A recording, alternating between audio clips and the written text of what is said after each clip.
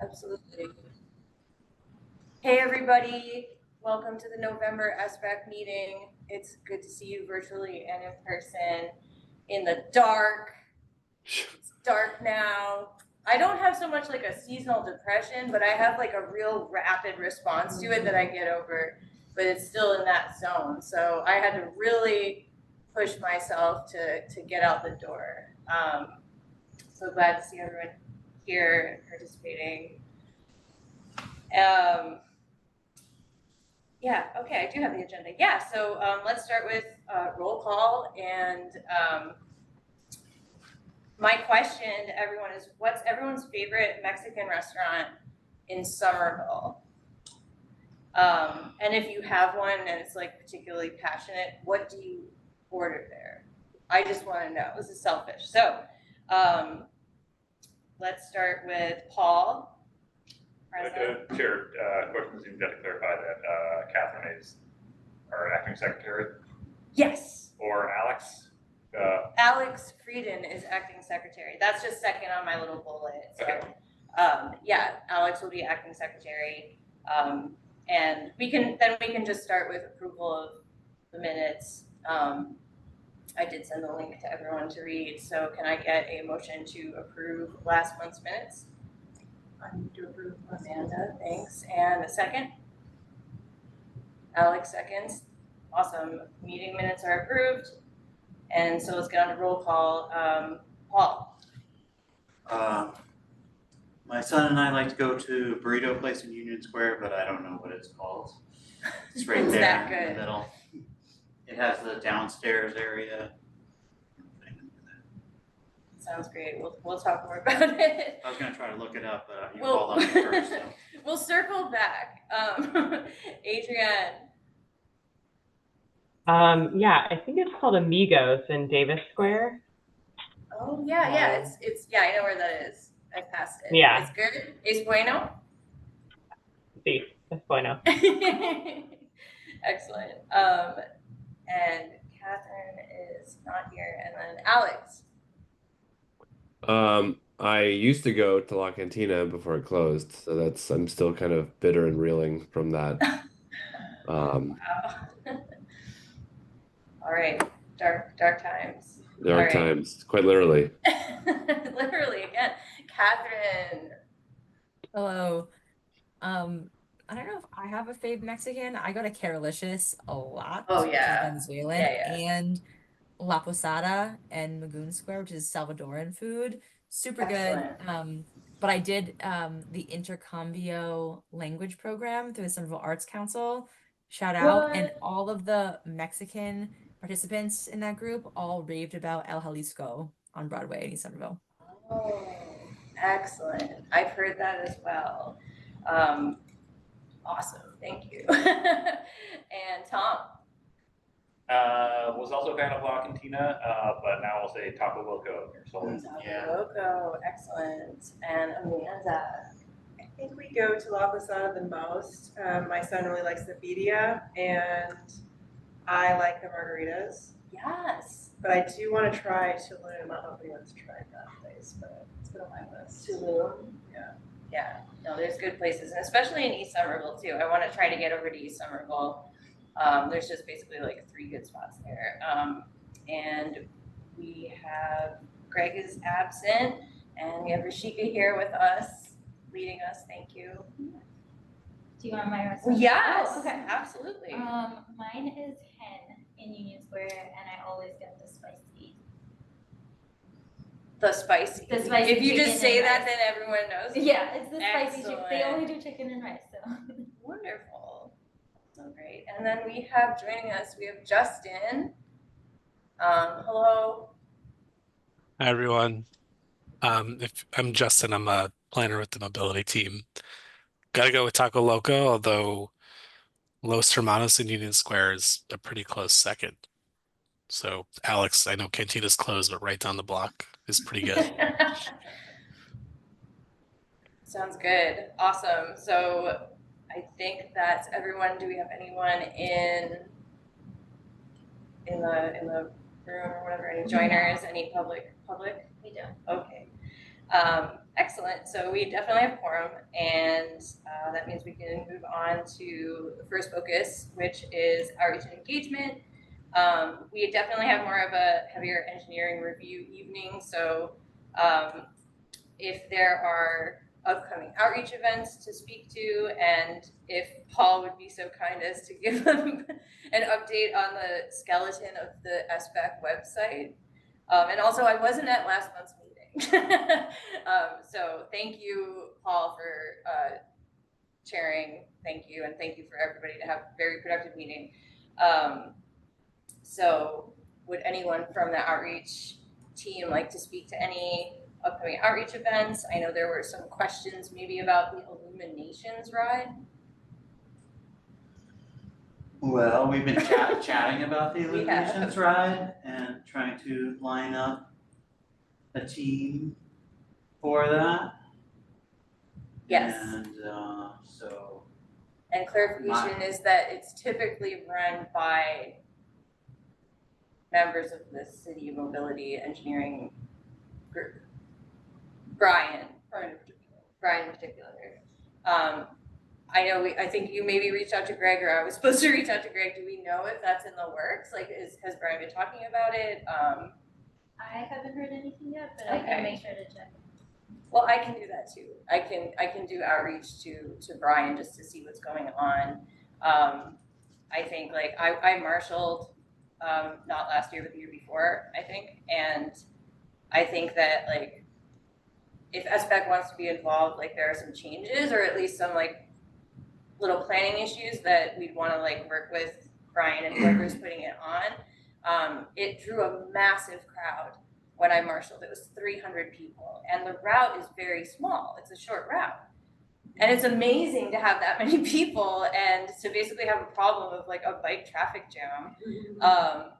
But if there was maybe a better gathering place, just sort of like ins and outs, and so I think we should have you'd a be planning interested meeting. in talking about it. Yeah. We would. SBAC would like Try to get Brian, Craig, and anybody in this room to participate in a planning meeting. And in the Zoom room. And the Zoom, yes. Yeah. I was also on a email that spoke from the Somerville Arts Council who reached out to various bike folks who have been involved before. Paul, I just forwarded an email to you. But I think they were mentioning that since last year's ride was on December 14th, starting a conversation with a proposal for Saturday, December 13th as a proposed date. December 13th. Sorry, I missed the names of that event, Tom. For the Illuminations bike. The Illuminations, that's what I thought it was, but. And the Arts Council is also involved in that. Do they like coordinate the home, like the houses? I think like a map, and I think they coordinate the voting. Yeah. Like there's like a. Okay, cool. Also, No more trolleys though. It seems like not everything forwarded in this email, but I'll check in with you later. okay, But it cool. could be my phone. So yeah, the Illuminations is looming, so that's a good thing to bring up. Were there any other outreach team items, or I know that I'm on the hook for more buttons. I did read the feedback that the buttons were very popular. So I can crank some more out of those. But if there aren't any, I know it's winter, it's like, you know, for outdoor stuff. We did not meet this last month. Okay. All right, that's cool. Yeah, no, I think why not pour our energy into a successful Illuminations ride? And I'm happy to reach out to Brian and Greg, start the conversation. The Arts Council connection is good. And looking at December 13th, a little bit over a month. But, you know, we even need to know like what the Arts Council and how that end of it is, the actual feature, the homes, the decorated homes. So that's a good thing to know if they're doing that, because otherwise there wouldn't be a feature. So outreach. The ride's large and we need to make it safer Correct. and have a few more interventions and or change the route based on, perhaps based on new infrastructure that's been built since the ride started. Yes. Chair and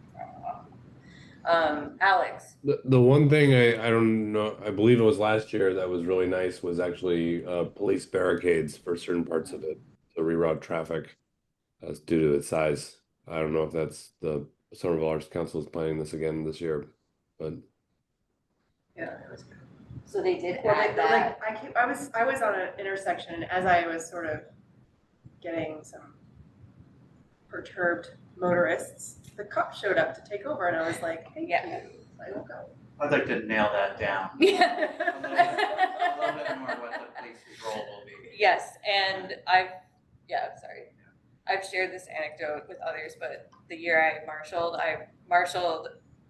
blocked traffic on Highland Ave while 300 people came out of the lot of City Hall.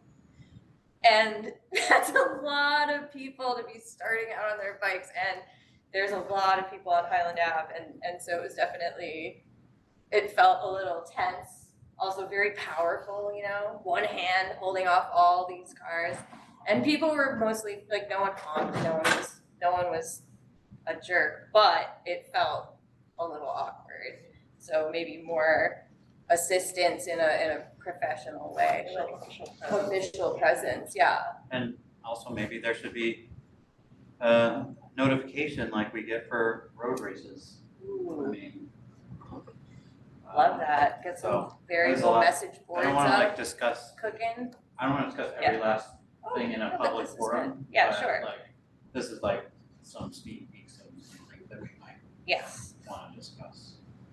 Yes, and these are all obviously indicative of us wanting to have the safest, best event possible. So, cool. So there's lots of, I'm taking little notes for reaching out to Brian. And unless, yes, I did capture the 13th. No, I think the messaging to Brian, you know, he's always worried about whether you get enough support. We should be telling him we will absolutely like be putting a team together to, like, we're all in this, putting on this ride together. Yes. Great, love it. You won't have to worry about volunteers. Yeah. Like, we'll make that happen. You hear that, everybody? Volunteers, all of y'all. Cool, so I think that's a good focus, especially because it's in a month, so we can do that. And really briefly, it seems like Paul did some groundwork, a skeletal website for us, and I did very little so far, but I just want to know if everyone's got a chance to look at it, or who did you share? No, I only shared it with Outreach, okay. and I guess you. Okay. So we're in the process of taking a large website with a lot of content to probably being a leaner website where there's fewer things with the hope that people's eyeballs can get to things faster. And I've set up Google Sites so that we can start drafting that, and that way like everybody can see it, and also everyone can make edits. And I just need to keep going with that. I'm gonna pick that back up soon. We'll get it polished while the weather's cold. Yes, that's a good winter activity. Would it be helpful to have people look at the current old website to pick out things that they think are worth preserving and passing on? Is that like a helpful thing that would make it easier on you as someone that's like assembling it? Like, would it be helpful? I would take a first pass and then like point out what choices I made, and then allow people to have that as a starting point to say plus or minus these choices. Excellent. And I mean, I think like probably the most important feature of it should be like the events. So like when people come to the website, like you don't have to click too far to find like what's coming up to be engaged, and you know, rides and meetings and open houses and all that good stuff. So that sounds good. I think it's a good decision. Long may the old website run until it doesn't.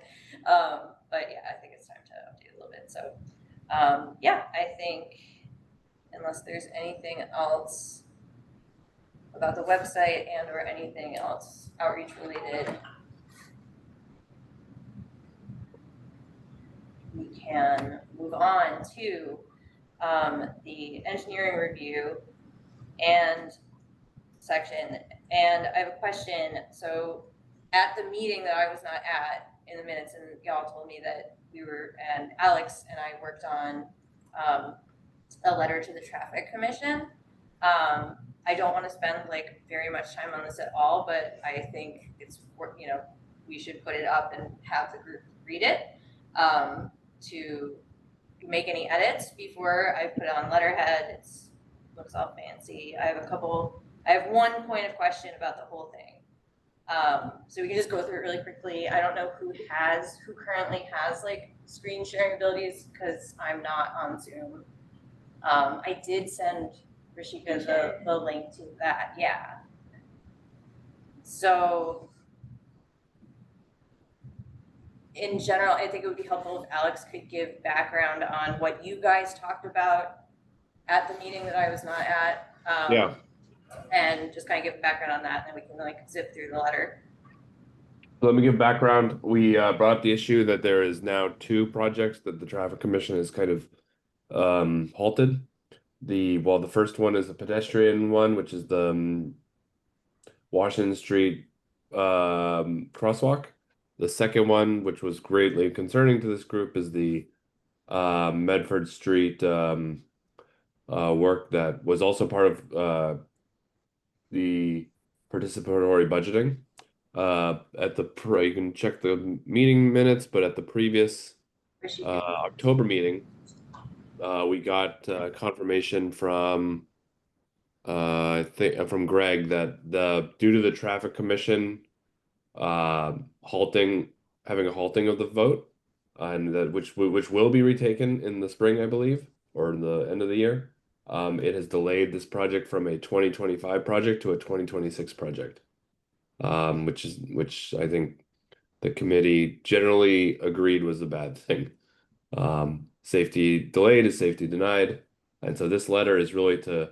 So there's a lot of questions that come up when these votes are taken, right? Like there's operations of the street, there's emergency vehicle access concerns, there's safety concerns, there's business use. Like there's lots of things that the Traffic Commission likely has to think about. However, no context for the votes and a no vote is very difficult for us to wrap our head around. So this letter aims to focus on these 2 topics and to ask for clarification, that we're disappointed, and B, to ask for at the bottom a justification for why these votes were a no. Thanks, Alex. And I've highlighted that, and I think you can read this, you've been able to read it. The reason I highlighted it is because a question that came up for me is it enough to voice our concern? Do we need to request from 2 people out of a commission who voted no and for whatever reason did not say why at this point? So that's just a question that I had and would open it up to discussion, whether we want to include that request or simply communicate our frustrations. Tom? My take is generally that just kind of communicating the frustration is generally sufficient, and in terms of like what action to take is maybe up to them as needed, but it's like clearly communicating that, like, you know, why this is frustrating, why, you know, looking at a project like this that's been part of like countless community outreach meetings that's been, you know, that so many people put their time into on evenings and at this committee, and, you know, on the Somerville page, and see Mobility Outreach, participate in like Gilman Square planning meetings going back many years, like seeing that kind of, you know, delayed without any stated reason.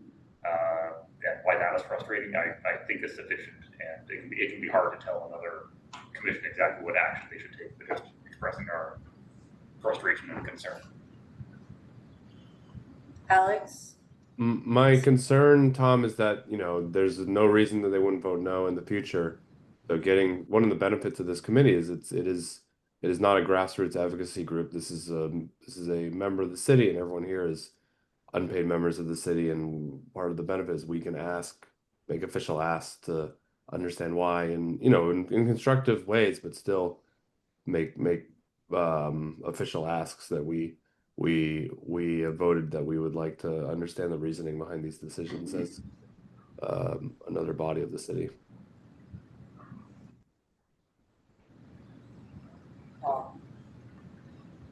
I mean, if I knew that it was being worked on internally at the city through processes that are a black box to me, but I knew the outcome would be fine in the spring, then I might be inclined to express it without the highlighted yellow part and allow everyone to move on.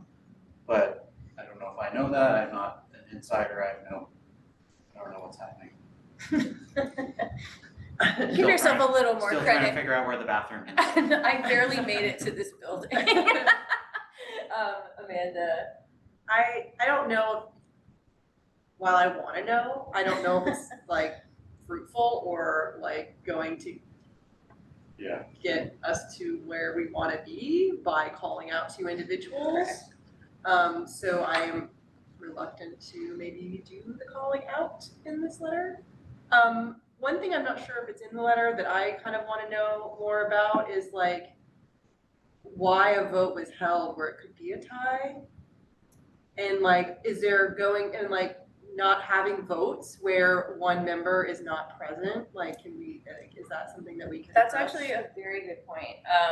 There is a standing conflict because the city council meeting starts at 6:30 and there's a city council representative on the traffic commission, and sometimes the traffic commission meetings appear to be, they're short, and sometimes when something like a larger project like this, they can get longer because people are more engaged and we'd have more to talk about. And unfortunately, sometimes the city councilor has to leave for that meeting at 6:30, which reduces the voting body to an even smaller, it's a small group. And so the way it works is if there are 2 yes votes and 2 no votes, if it's a tie, then the motion doesn't carry. And so it kind of stacks the deck in this, you really want to make sure you have the full participation of the committee. And Councilor Said, has other obligations. And so I think it would be a good thing to maybe also add consider scheduling conflicts, maybe move the meeting time to make it so that everyone can be a part of that conversation. So that's a good addition, and schedule conflicts. I can just add that line. Not to Thursdays, not to the first Thursday. Not to the first Thursday of the month? No. We're just some time. I mean, in particular, if like the important projects that are going to have long discussions are always going to mean that 5th person is never going to be able to vote, like that. Yeah. That's like, and that's a simple that's fix. not acceptable to me at all. And that's a simple fix. Like I feel like that's something that's totally easy. So maybe that's our suggestion then, that we change we request the order get changed. The order So of the meetings? We can't change the city council meeting. No, I'm suggesting We don't have that power. the order of the items in the agenda. Oh, like we do when we know that we'll have quorum until a certain point. That's also a good suggestion. Moving meeting.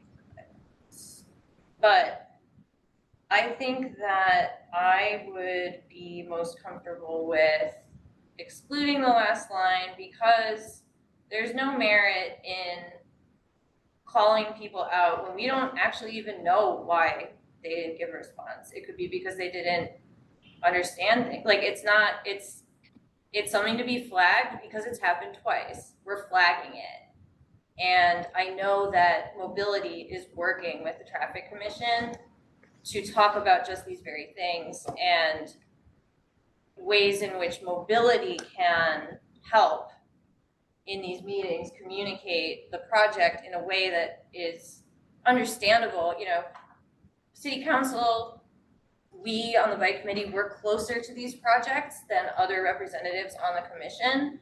And so, you know, an idea that was proposed for mobility was to include what is kind of like a cheat sheet where, you know, pertinent things can be digested within the meeting time. Because it isn't expected of the commission that we go to open houses and you know, immerse ourselves in everything about a project. So there is also fair to say, you know, a two-way street, and mobility can do things to improve as well. So I do think there's power in voicing the frustration alone. And so I would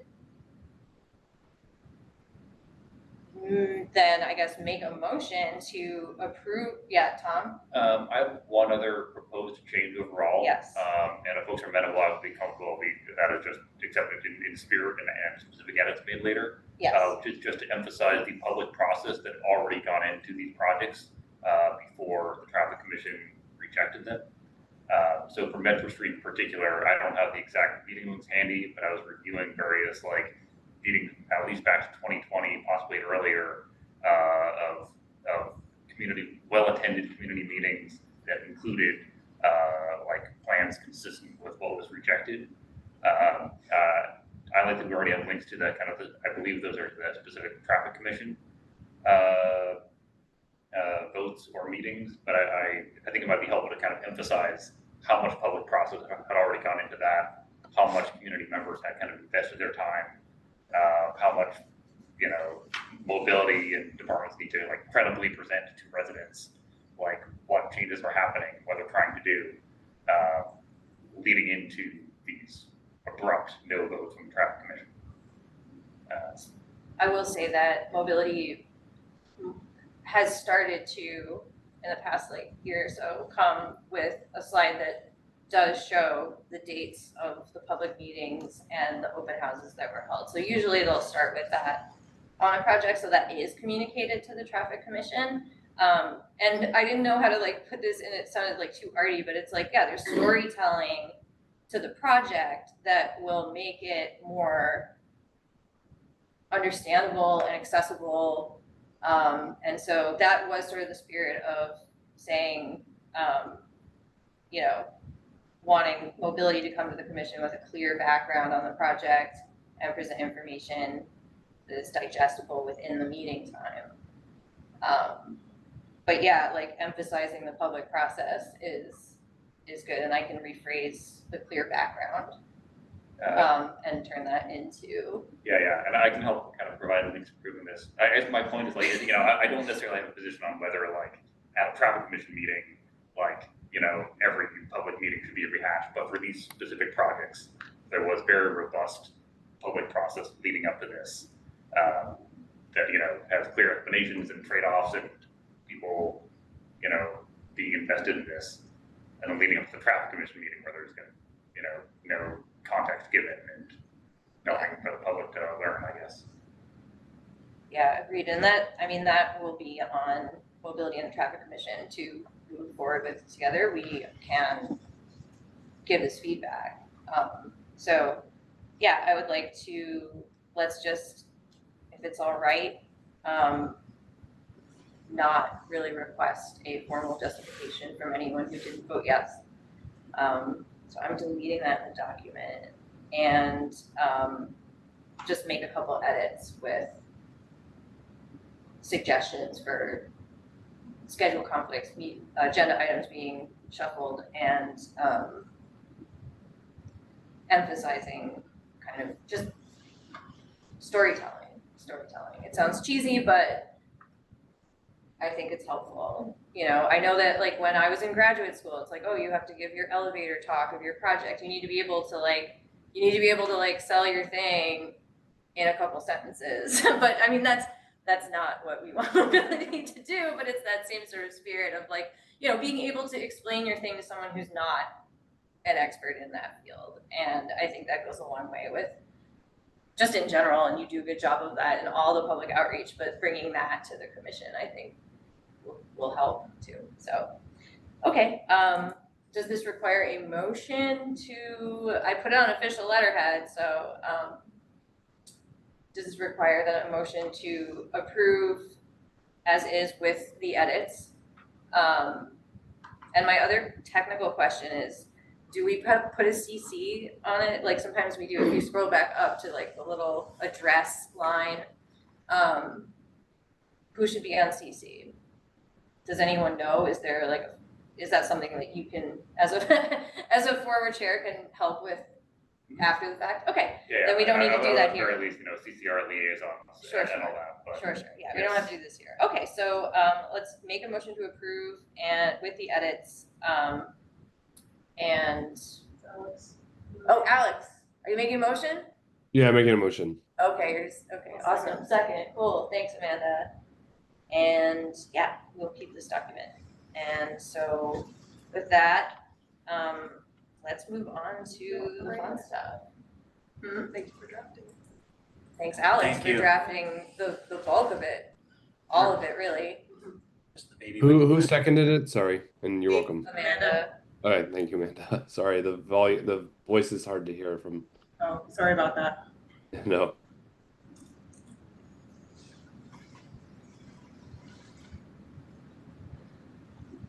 All right, so Yeah. for other engineering analysis, my Wi-Fi is slightly slow, so I will attempt to screen share, but may have to ask others to step in.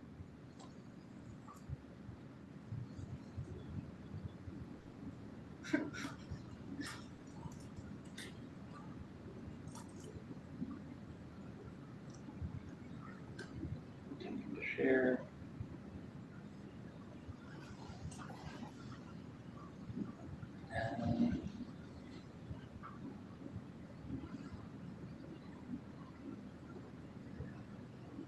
All right, let me drop a link to this document as well as we go through it. So we have two different projects to review today at very different stages of the project pipeline.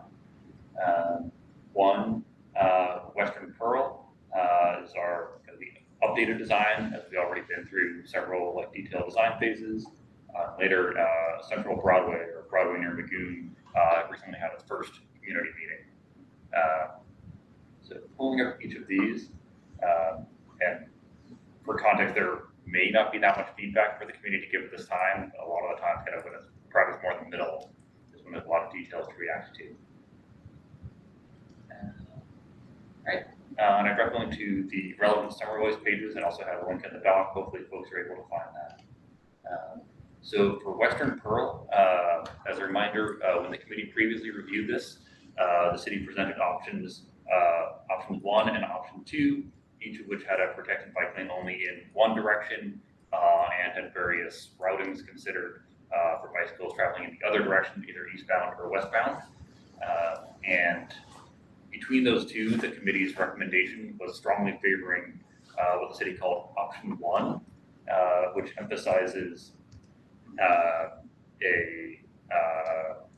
bump out here, discouraging through traffic on Medford Street overall in favor of on Pearl Street. Raised crosswalk near Marshall Street, two-way protected bike lane on the south side, and there would be a continuous eastbound bike lane on Pearl Street, and westbound bikes would largely rely on routing through Gilman Street instead, connecting back up here to this two-way cycle track near Skills Ave, which was the committee's preference. But the committee had some concerns regarding a routing through Ed Leathers Park, the city proposed, and lack of an obvious path through there and lack of various curb ramps. And in the city's updated proposal, what they are proposing is largely based off of option 1. So this here is their most recent 80% design proposal. Skimming through here, some of the high-level background first. The high-level elements include that it largely is addressing, that it largely implements option 1. Throughout here, it also includes some detail about how they propose to route through Ed Leathers Park here. In particular, Skilton Ave, kind of U-shaped around here. People biking would go here. or I guess going westbound, people coming off the Gilman Street neighborway after coming underneath McGrath from East Somerville, becoming here-ish, connect to Walnut Street, some recent improvements here, then turn on to the recently added two-way protected bike lane to connect to the community path, go up a little bit along some section of it, go at, I believe, a new curb ramp here, and go through out of the three little paths through Edwards Park, the most southerly one that is on a small berm next to the commuter rail, and then connect back up here at a new curb ramp and curb extension.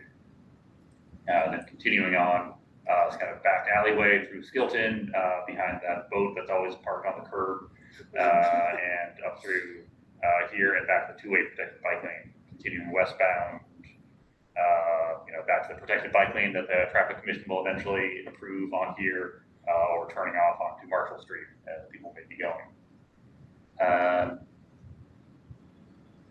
So in our engineering analysis out of this, our kind of our high-level comments were high-level reactions. Kind of first, largely appreciative. This feels like it largely meets the committee's feedback, primarily being option one, and having generally a reasonable routing through Edwards Park. Some possible issues that came up for us were one around emphasizing wayfinding through here, acknowledging that this is a reasonable, slightly weird routing, and how intuitive this will be. And then also mentioning that while this is a reasonable routing that does have the relevant curb ramps, it is slightly indirect and slightly involves some unnecessary hills coming around here, or at least is slightly hillier and zigzaggier than some other potential paths through Edwards Park that today are primarily pedestrian paths. So I guess for that we'll open it up. There are a lot of good things and some reasonable things and some questions, and I would love to hear folks' thoughts. Was there any alternatives for this kind of getting back up the hill part that you're describing? What are the alternatives? Or did the engineering group discuss the alternative ones? Some vague speculation, kind of getting into beyond our ability to tell how reasonable any of these are. I will try to pull up a street view image on here of a slightly different path that might be more direct with some trade-offs.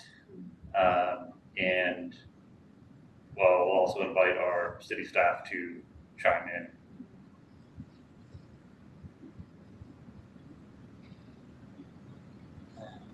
So this moderately shows it. So out of what Google Maps calls these various paths, there are these three existing paths through here. And the city's routing appears to be largely this one, perhaps slightly detoured here. And roughly what these look like.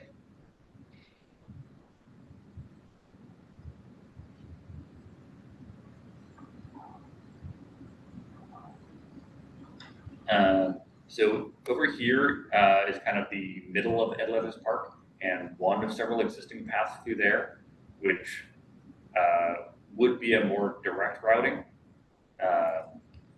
but also has this very constrained section here, or rather unclear to me if it is how feasible it would be for this wall to be modified. And then the other path that I believe the city is routing bikes along is basically on top of this berm up here. So not a huge elevation change, but slightly higher. And you can generally see here's Gilman Street here. This does not quite depict the new protected bike lane on here, but it is a slight zigzag of a bike going on here, and a two-way protected bike lane and continuing this way, etc. Compared to here.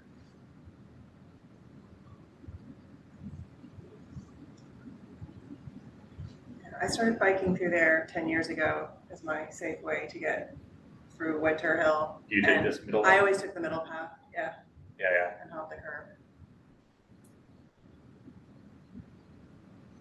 Yeah, anecdotally, that seems like the main thing I do. I go to the dog park there sometimes, and that seems like people's best option out of the existing paths at least. Yeah, I think the one that's been drawn for the plan also has a pole that can't be moved. The one back here is unmovable. A like power pole, which isn't ideal. Yeah, I see a pretty big benefit of not forcing that zigzag up, especially on bigger bikes. Yeah.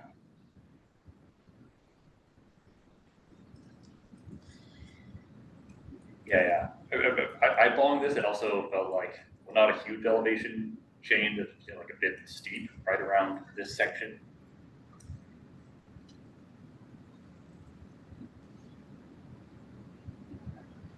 Cool. So what I'm hearing so far is that we would like to recommend that the city consider the more direct routing along the middle path through here. That appears to be the current desire line. Yeah. Does the two-way thing on Walnut Street, which was not in the street view, does that go all the way down to that middle entrance? I don't remember. I don't recall either. It almost does. There would need to be a little bit of curb work there. Slightly frustrating that was not included in the original project. It like kind of almost lines up, but not quite.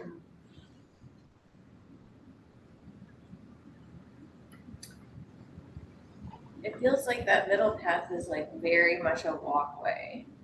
Like it seems super narrow. I mean, I know it's street view, but I'd be curious, like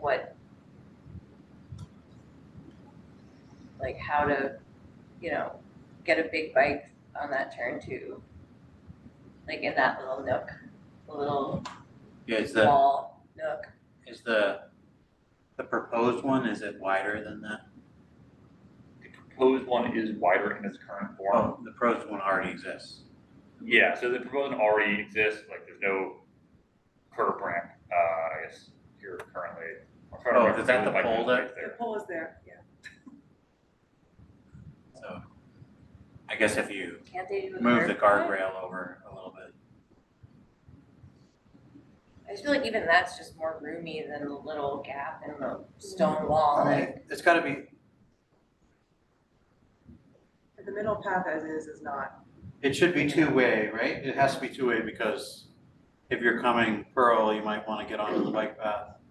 Or if you're coming from the bike path, you wanna get onto Pearl. Yeah. So it would very much be expected to be two-way. And I actually think to a large extent, this very much does need to be included for kind of people connecting to this area specifically. I feel like to a large extent, the most important aspects of the Western Pearl project are the connection to Gilman overall.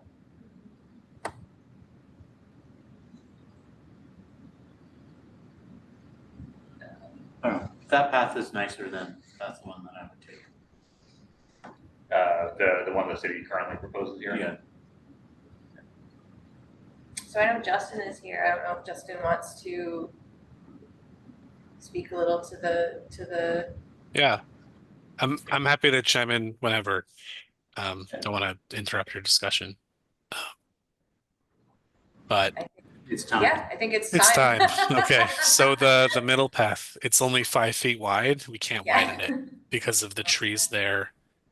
And again, I'm not going to discourage you guys from making whatever recommendation you want that we'll definitely take a look at. But we're working with the public space folks, right, who are responsible for this park, and I think they want to avoid making like major changes to the park design. So things like modifying that wall are really tough. And I think, I will say that this is actually the way I get to City Hall. It's like 40 feet basically from the green cross bike to the ramp. It's an incline, but it's not that bad. And that where it meets the path, That's like a 15-foot driveway type apron. So the sidewalk will come down to the bike lane level. And there'll just be 15 feet of open space. So the pole is there and the pole is not ideal, but it's kind of like a center line bollard in a way. And there should be really a good, basically the entire width from the electrical box to the guardrail is going to be flush with the bike lane. Justin, Generous. how is this in the winter? In the winter, Yeah, in terms of like how, is it like how manageable it is it with like you have reduced yeah. real estate from the snow. Yeah, it's a 12, the path is basically 12 feet. The on-street bike lane, I think, is 10. Yeah, yeah. So yeah, there is buffers at least on the bike lane to push snow. There's plenty of room on the path to push snow. But I think the issue is really the middle path can't really be widened because of the trees. We don't want to pave over new areas of the park. We are the part where it swoops back down to Skilton. I know Google shows a green path, but it's not. It is like barely rideable because it's full of tree roots. It's kind of just like an old stone dust worn out path. So that's going to be much improved and it'll be asphalt. Where sort of the plan is to basically go above all of the tree roots and raise everything up a little bit. Um, and I think the public space folks are happy that the middle path will just be the accessible path, and we're probably going to sign it like that as the accessible path route through the park. Does that mean this would be steep enough that it would like be steeper than the ADA accessible standards? I think so, yeah. I think there's some exceptions for multi-use paths, but it would not meet like a sidewalk standard. It would have to have like a railing. Yeah, it's definitely not inaccessible to the sort of curve to the bump out. So that's the area that they're going to have to sort of build up. Yeah. I don't have the link handy, but I believe I read an old city press release about when the park was originally built, describing that there is a biking path through the park. Do you happen to know which of these paths it considered a biking path? I really don't know, but the middle path is signed as the neighborway. It has the old school neighborway signs. That is sort of the neighborway route today, and people bike it. People bike all the paths through here. But it's just not great, I think, for people biking or for people walking. So the thought is give bikes a little more room. It is a little bit more out of the way, but it's going to be improved from the bumpy stone dust path that's there today.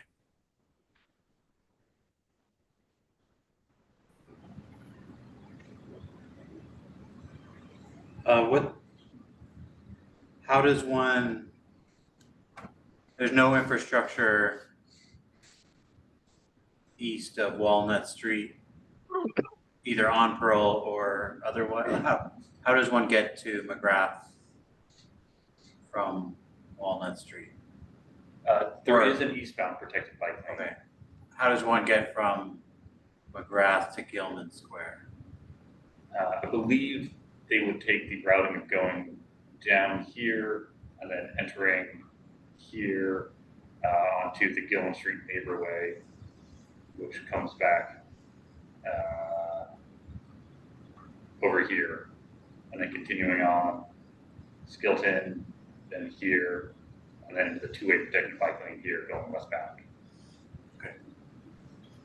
Yeah, that's right. We're using the protected bike lane on McGrath, and I don't know if anyone has seen those plans, but they're actually proposing to close the Aldridge exit from McGrath. So we have the potential for like a fully separated connection from Pearl down to Aldridge. And I think when you're making like a detour, right, we're going back to the start, but like I think we also believe a lot of people will be using this route from Cross Street and avoiding McGrath altogether. By taking Gilman all the way. I mean, some people may come from here depending on where they're going, so it kind of works both ways. But there's also just continuing on Gilman all the way across.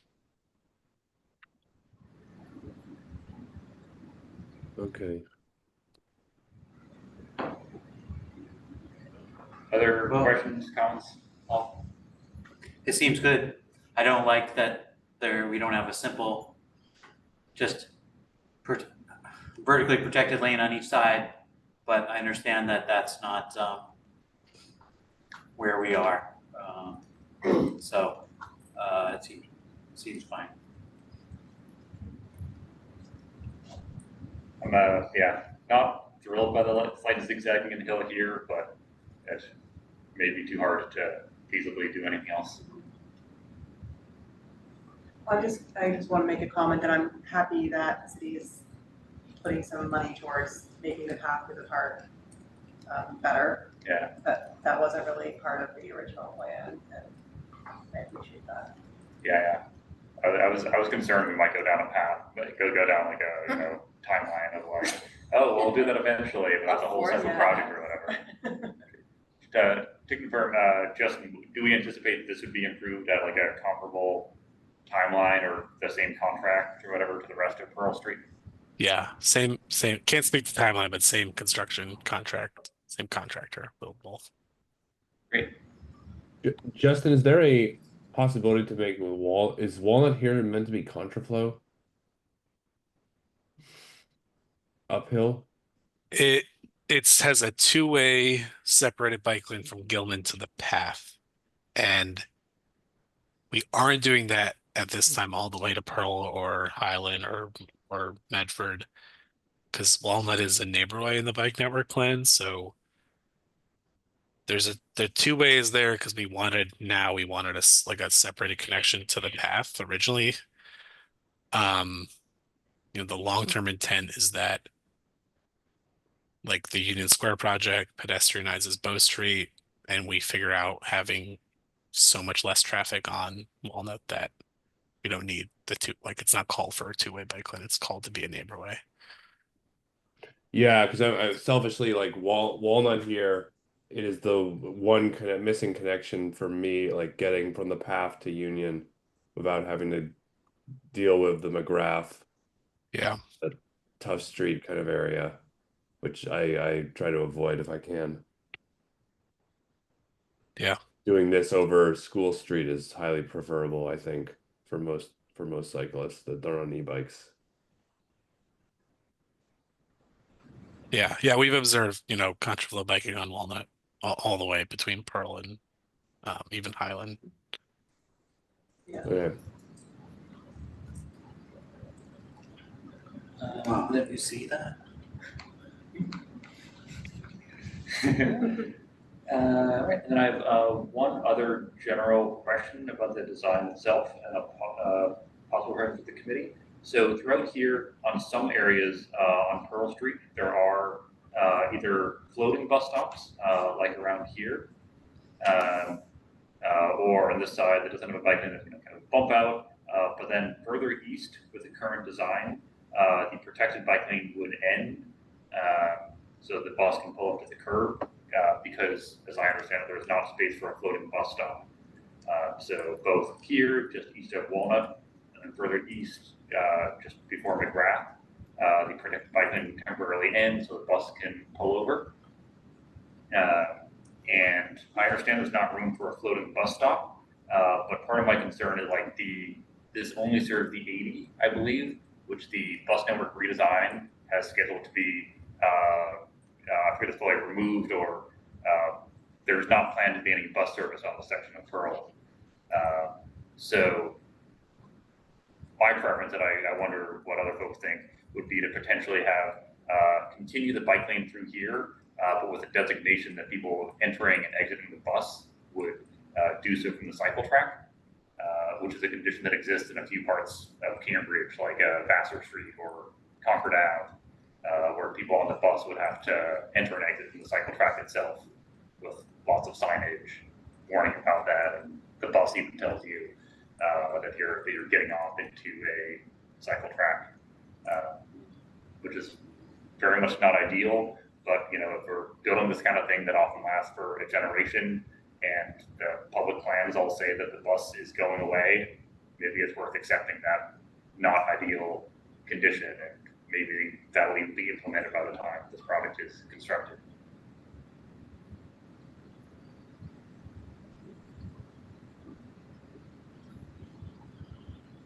Do we know, like, coordination with this plan and the Better Bus project? Like, is that something, Justin, you could speak to, or?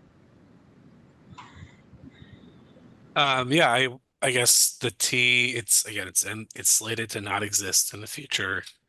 The main reason is it parallels the Green Line for a lot of its route, and compared to a lot of our other routes, it hasn't recovered as much ridership. That being said, there's no timeline or plan to actually make that change. And when we approached the MBTA about this project, they said plan for now for there to be a bus here. They didn't tell us to make contingency plans. So that, I think that told us that it's not in the immediate future. Yeah, I mean, that's basically it. That there's no immediate plans to remove the 80 bus, rather. If the bus goes away and it's already built, then maybe concrete barriers could be just dropped along there. You'd still be going down and then back up again, but I'd rather enjoy that actually, but I don't know. Another suggestion could be, so the 80 is taking a right here on McGrath. McGrath will be built after this project.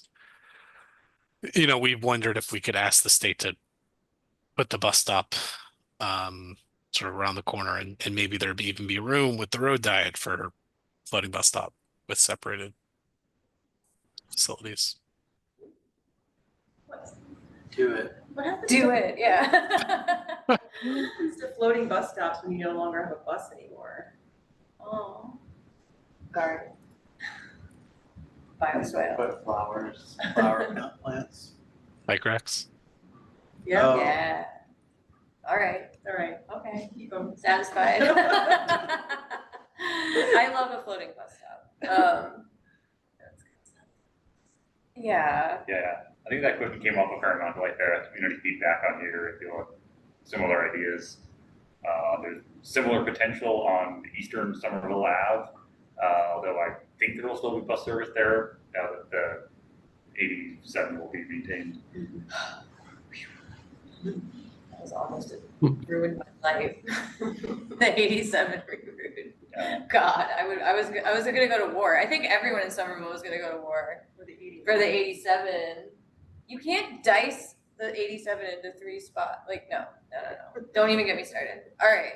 And for reference of what this kind of thing would look like if we did recommend it, like here's an existing bus stop on Concord Ave in Cambridge, next to Fresh Pond. Here's like bus stop signage, right? So there's a protected bike lane here. There's like no parking, so there's no obvious place to build a floating bus stop or anything. And so the bus pulls over right here.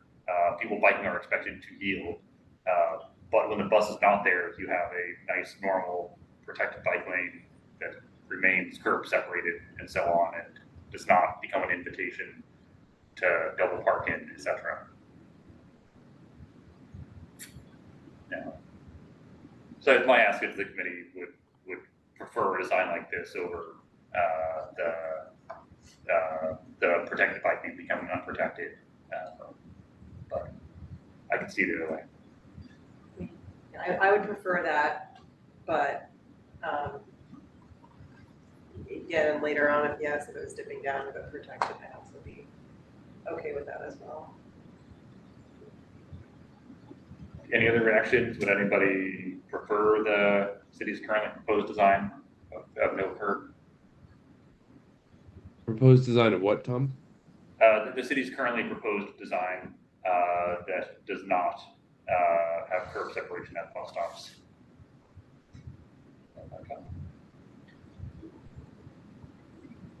Right, so here's the currently proposed design where what here is a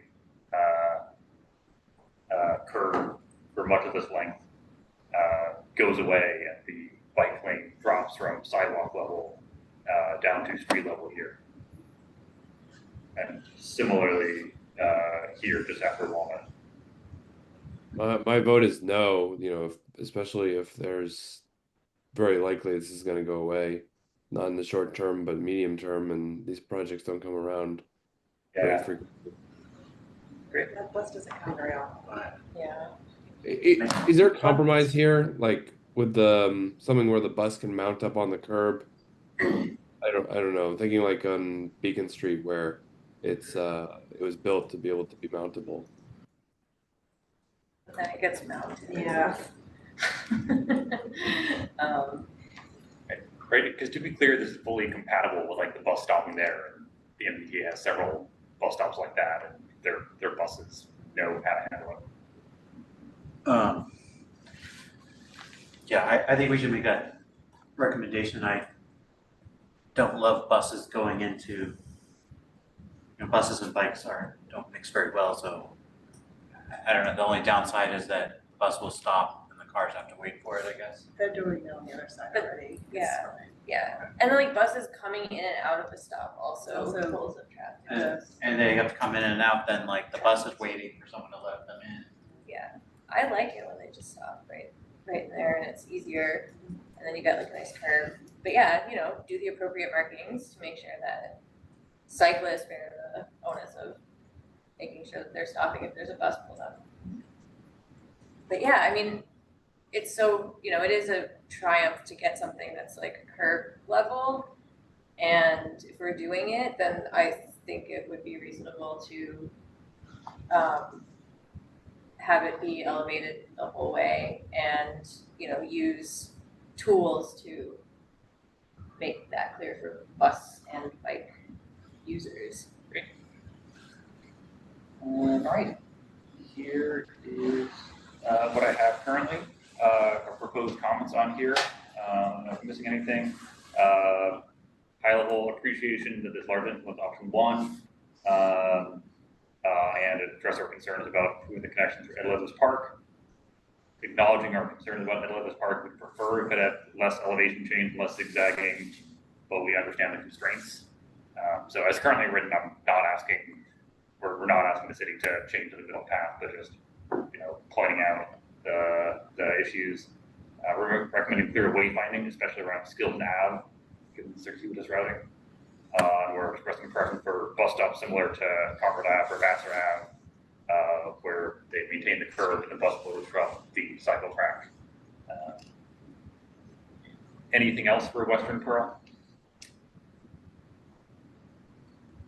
We didn't have say something about the Pearl Street itself. I guess on Pearl Street itself, it's implementing option 1. Well, I'm talking about the bus. It sounds like we didn't agree on the bus mounting or non-mounting or. I thought we did have consensus for citing the Concord Ave, Vassar Ave examples and recommending that style. Yep. Okay, great. Sorry, I missed that. Okay.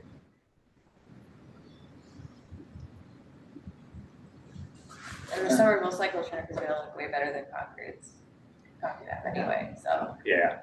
Imagine that, but like glowed up. Right, yeah, the Somerville Ave one kind of has room for floating bus stops consistently, Yeah. whereas Yeah. some floating bus stops, when they don't have room, we're recommending this as better than the double parkable Yes. style. I mean, we know what happened on Beacon with the mailman. Chair, if it makes sense to you, we can move on to Broadway and Magoon, and then perhaps we can vote to endorse comments for both products at once at the end. Sounds good. All right. Next up, product at the opposite end of the planning phase on Broadway and Magoon. The city has just kicked off recently had our first community meeting for upcoming reconstruction of Broadway in the vicinity of Magoon Square. The project limits being from approximately Winchester Street here, kind of between Ball Square and Trump Field, and extending through Magoon Square, including the intersection itself, as I understand it, then coming up here until just after Central Street. And for context, the bike network plan itself calls for protected bike lanes in both directions on here. The current conditions involve at least painted bike lanes, typically a protected bike lane in one direction throughout most of here, and a painted bike lane in the other direction with some gaps around the Main Square.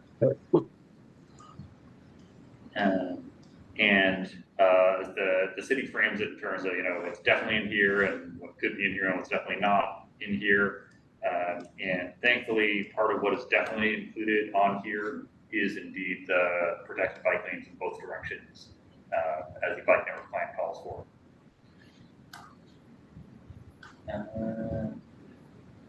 Current conditions, right in Trump Field. This is looking eastbound, so next to Trump Field here. You have a fairly wide protected bike lane here and a wide buffered but not protected bike lane here, as well as parking both sides and travel lanes in both directions. And so the city planning has two kind of cross sections, but in both of them, what they're assuming will definitely be in there is protected bike lanes in both directions and at least one regular travel lane in both directions. Then around here, there's a kind of substantial area that could be claimed for other things like parking, bus lanes, etc. And then further east, closer to Central Street, there are the same definites being included: protected bike lanes and regular travel lanes, and a smaller open-ended space to potentially be used. And various speculation about how this could be used. Substantial space to trees are planted if that's preferred, or parking. Again, this is near Trump Field, there's lots of room. Then right at the top of Winter Hill, somewhat more constrained, could even squeeze in parking on both sides for people who are into that kind of thing, but not quite as much extra room overall. So with that, I guess I honestly do not have that much to say. Appreciative that they are, definitely including protected bike lanes in both directions. My major question to this is I imagine the use of this street dramatically changes if the city decides to put the combined Winter Hill and Brown School.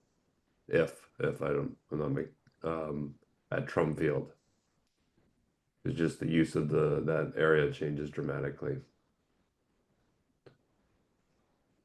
It's a good call. Is there anything in particular you'd suggest based off of that, like ensuring extra high quality protected bike lane, or ensuring loading space or anything? Yeah, I think like just the fact that you have a much larger population crossing the street to get to the school, get to the field, than you may have otherwise. I don't know if I have a specific suggestion other than shortening the crossing or turning it into multiple crossings, as you show. You showed a very large crossing. You'd have a space you have to do something with, and I would, breaking this up is probably the best thing I can think of right now. Okay. Other reactions? What's the eastern boundary of this project? Just east of Central Street, I believe. So the peak of Winter Hill. I was going to say, where is this on the hill? That's my question. Okay, so currently we have parking in flex post but protected lanes from Medford Street to Central Street on the south side. So this would be, but we have nothing on the north side. On the north side, there's like a painted bike lane that, So in some cases, uncomfortably narrow as you're going downhill next to parked cars. Yes. I'm looking forward to seeing what the intersection at Medford ends up looking like, because it's a pretty scary You know, that intersection. there's a painted bike lane, like when you get to Magoon Square, painted bike lane, I find that the cars that want to turn right are very confused, they're not looking down at the paint. They're like mad at me, I'm like, hey, here's your lane, go, you can go, you can turn right. Yeah. Trying to recall if there was actually a slide for this, but during the meeting, I think staff said that a variety of options are under consideration for Lagoon. There are questions about like, could this even be like a roundabout or similar? I think the staff response to that was less likely, but that at this point anything is on the table. Yeah, staff, anything to add about like how we should be thinking about Lagoon Square for this?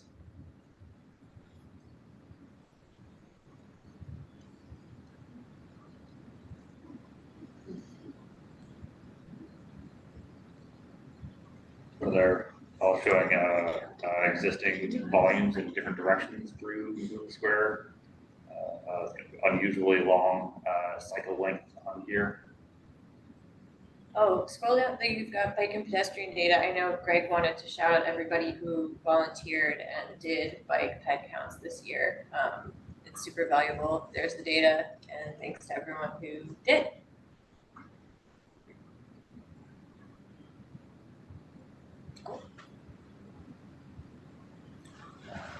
And some other context is kind of just east of the project area are the bus lanes that continue that go to McGrath and beyond to Cross Street in Somerville. So yeah, it sounds like there's some consideration of extending those further westward. We could weigh in on that.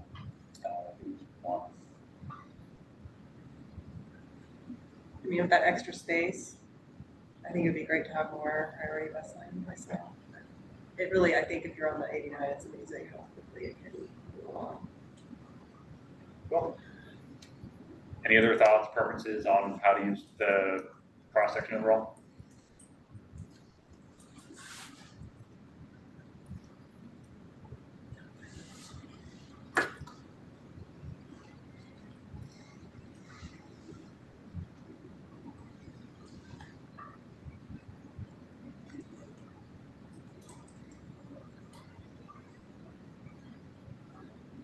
It's appreciated.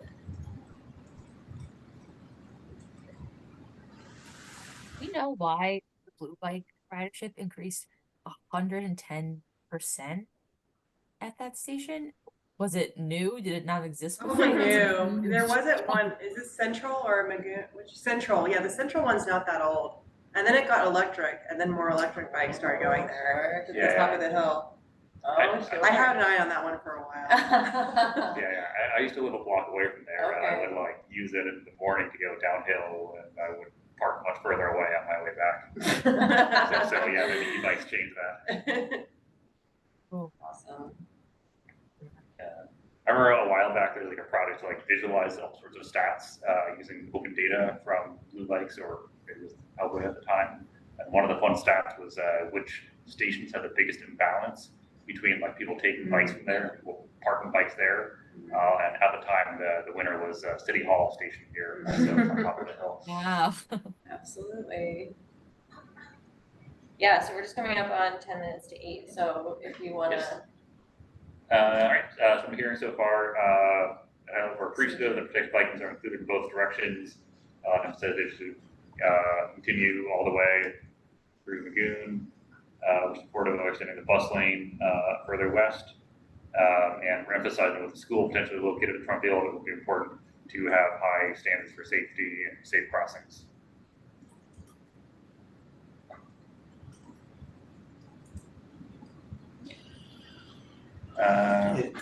I know we're running out of time, but going through Magoon Square, I mean, the protected bike lanes are gonna end. And if there's any way to make that intersection smaller, it's a very long time that you're unprotected. Or I don't know if right turns will be happening while the bike has a a green light cycle. It's a very big intersection, square footage wise.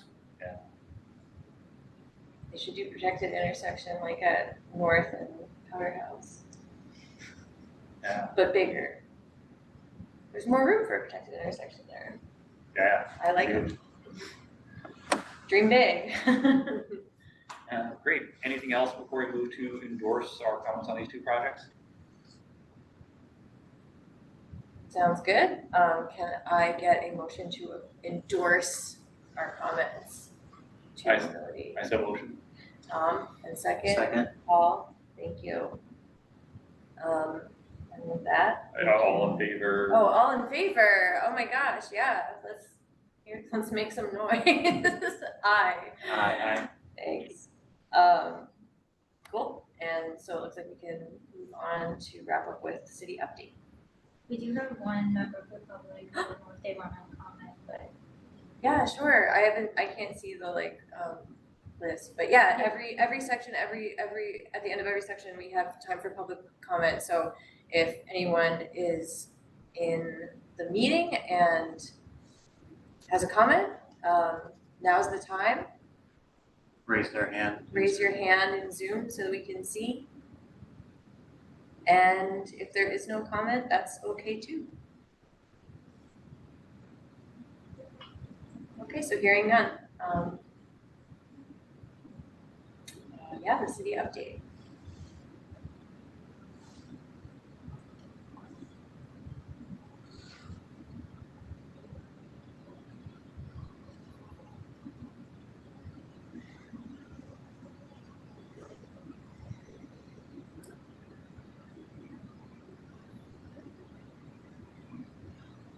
starting with events, we're kind of at the end of the event season. I think just one more virtual office hour for Broadway Lagoon coming up. That's more project updates, but just wanted to share that we did about 115 engagement events over the last year, out of which 85 were project related and 30 were more community and city events. SBAC was able to join, and we're hoping to continue to plan that over the next year, which is exciting. And then we have our quick build projects. So Middlesex Ave is currently under construction, and we're hoping that it gets done. We're looking at being done by the end of end of November for now. And other projects, Beacon, we're expecting final designs in early 2026, and continuing for installation in the spring and summer of next year.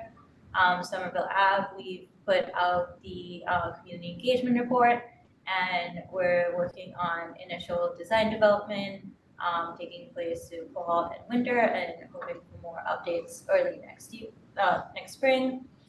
And then we have the community pot safety improvements. We've closed the engagement period for that, and the report will be shared kind of later this fall, with then design strategies and ideas to be shared in early 2026, and potentially implementation in the spring, depending on what strategies come out of that. And Medford Street, School Street, protected bike lanes, the School Street precast concrete curb installation is planned for this month. And then our Complete Streets project, that's an update from Tough Street. For Western Washington, we have a bunch of items being done at the moment, and then the precast concrete curbs installation is in progress. I think there's still some gaps there. And then Tough Streets, the sidewalk and drainage work is happening, and West Broadway utility work is going on at the moment. And then the Complete Streets project, so we just talked about the Western Pole and Broadway Lagoon. So at the moment, all the design, updated design materials are available for Western Pole online. We are reviewing community feedback, and we're expecting to share final designs early next year. Broadway Lagoon, like I said, we have the survey is open until November 24th, and the input map. And we have one more virtual office hours on the 20th, in the afternoon from 1 to 2. And lastly, these are bigger infrastructure projects, the state projects. So we have Mystic Martha, where the construction is still going on. McGrath Boulevard, they just announced an open house on Thursday, December 4th. And then a virtual option as well on Tuesday, December 9th. And then the 30 and 28 construction is starting to wrap up for this season. And then we have the Mystic River Bike Bed Bridge, the 25% virtual public hearing was held on October 21st. There is not a recording available yet, but once that is, we can put that up here as well and share it. But that is all we have.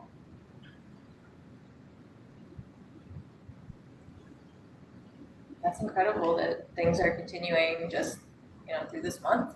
And, again, it was really nice biking here from West Somerville and seeing, coming from West Broadway, knowing that it's going to be improved, getting on Holland and then coasting all the way down, coming down Somerville Ave, like seeing the work getting done at Central is really, really nice.